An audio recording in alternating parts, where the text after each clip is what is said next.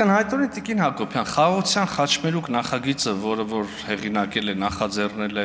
Հայաստանի Հանրապետության կառավարությունը, հենց նաև այս նոր փնտրվող կամ հաստատվող լոգիստիկ ճանապարհների մաս դառնալու մասին են, որը ոչ միայն Հայաստանի կողմից, այլև ամբողջ Հարավային Կովկասի կողմից, դա կարող եք ասել միջին միջանցք, բազմաթիվ փորձագետներ կան, որոնք պնդում են, որ խաղաղության խաչմերուկը ըստ էության միջին միջանցքի ճյուղ է,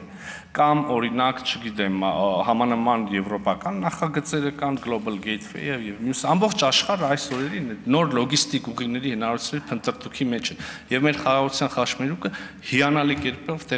տեղավորվում է այդ կոնցեպտների մեջ։ Ես ավելին ասեմ, հանրահայտ է, որ մենք շատ կառուցողական պրակտիկ առաջարկ ենք արել, փոխադարձաբար ընդունելի առաջարկ ենք արել Ադրբեջանին, եւ եթե դրական պաշտոնական պատասխան լինի, մենք կարող ենք անմիջապես ձեռնամուխ լինել այդ ենթակառուցվածքների ապաշրջափակմանը եւ միջին միջանցքին, մյուսին կապվելուն, նույնիսկ